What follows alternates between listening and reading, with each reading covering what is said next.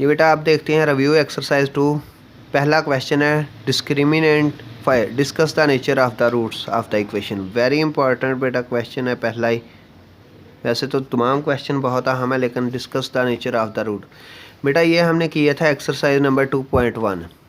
इसका question number 2 में हमने डिस्कस किया था नेचर ऑफ द रूट। मैं इनमें से टोटल 4 पार्ट हैं बेटा, 2 नंबर का क्वेश्चन पेपर में आता है। मैं 2 हल करके आपको बता देता हूं ताकि थोड़ा सा रिवाइज हो जाए, बाकी आपने खुद करना है जी बेटा। रिव्यू एक्सरसाइज नंबर 2, इसका question number 2, discuss the nature of the root. आपने इक्वेशन लिखनी है, यहाँ से ए बी और सी की वैल्यू लिख लें और डिस्क्रिमिनेंट का फार्मूला b² - 4ac। उसके बाद डिस्क्रिमिनेंट वैल्यू पुट कर दें, b की 4, a की वैल्यू और c की। तो ये बेटा यहाँ पर ये कुछ नहीं है बेटा, 4 और 5। उसके बाद डिस्क्रिमिनेंट 9 - 20, 3 का स्क्वायर 9, 4 1 = 4, 4 5 = 20, आंसर -11। और आपने कहा था कि अगर रूट माइनस में आ जाए तो roots will be imaginary, roots imaginary होंगे। अगर ये रियल होते हैं तो फिर साथ लिखते रैशनल है या इरेशनल है, लेकिन जब इमेजिनरी होते हैं तो बस इमेजिनरी, बाकी दोनों फिर नहीं लिखते कि वो रैशनल होंगे या इरेशनल, उसके बाद या सेम होंगे या डिफरेंट। इसी का सेकंड पार्ट भी बेटा हल किया है, ए की वैल्यू बी की सी की, डिस्क्रिमिनेंट का इसी तरीके से वैल्यू पुट की, डिस्क्रिमिनेंट का आंसर 25। अब 25 पॉजिटिव भी है, परफेक्ट स्क्वायर भी है। सबसे पहले साइन ये बताता है, आपको रिवाइज करवा दें, साइन ये बताता है कि ये रियल होगा या इमेजिनरी। अगर नेगेटिव हो आंसर आए तो इमेजिनरी, अगर पॉजिटिव आंसर आए तो real. The roots will be real.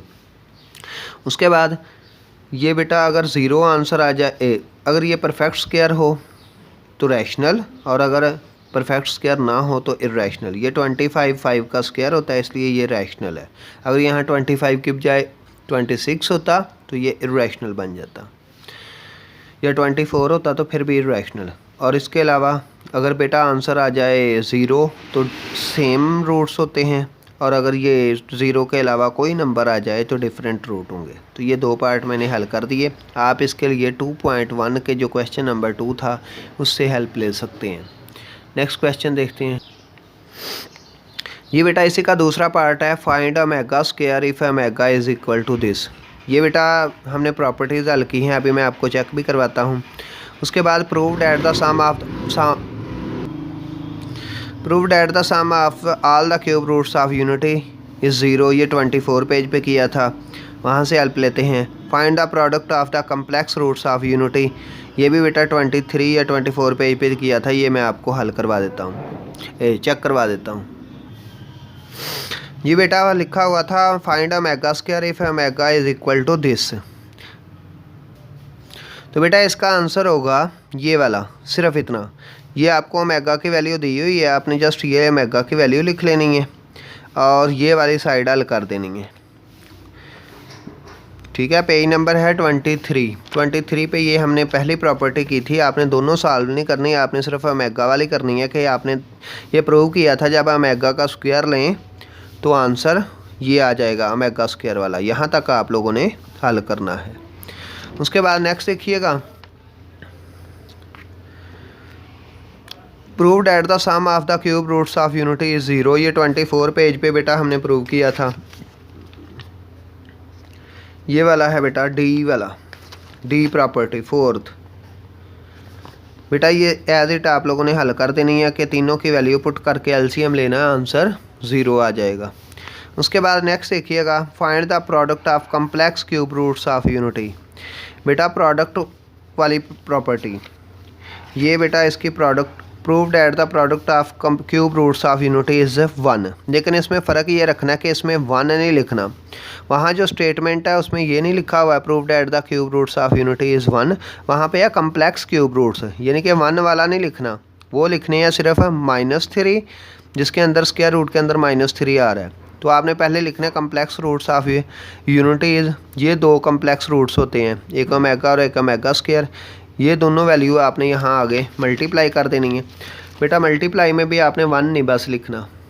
तो बेटा जब मल्टीप्लाई करेंगे, मल्टीप्लाई करके आंसर वही बनेगा, 1 का तो कोई तल्लक नहीं होता, लेकिन आपने 1 नहीं लिखना, फिर वो कम्प्लेक्स रूट्स वाला क्वेश्चन बन जाएगा।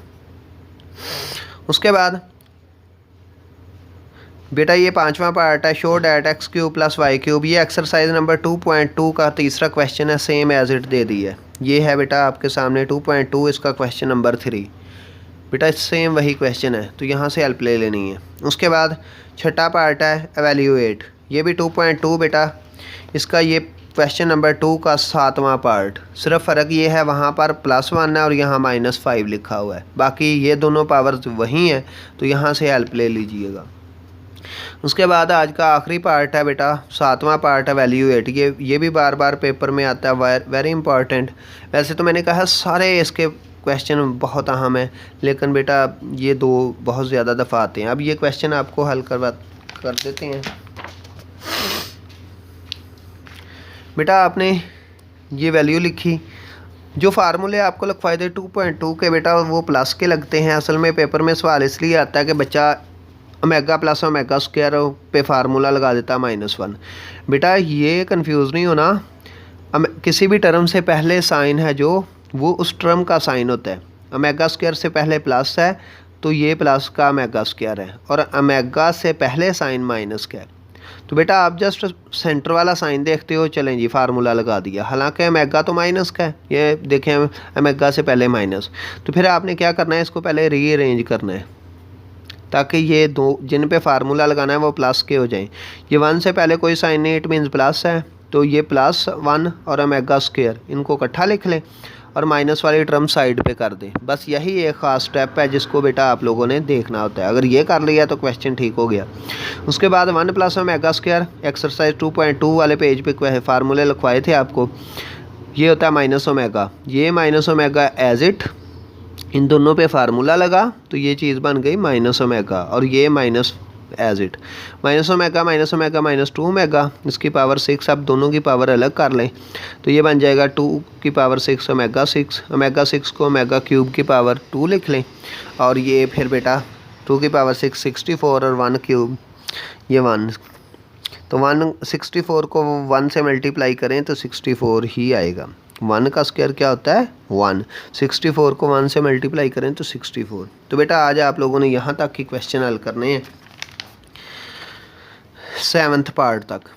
क्वेश्चन नंबर 1 के आपने पार्ट C और D कंप्लीट कर लेना है, बाकी आपको ये बता दिए कि आपको कहाँ से मिलेंगे।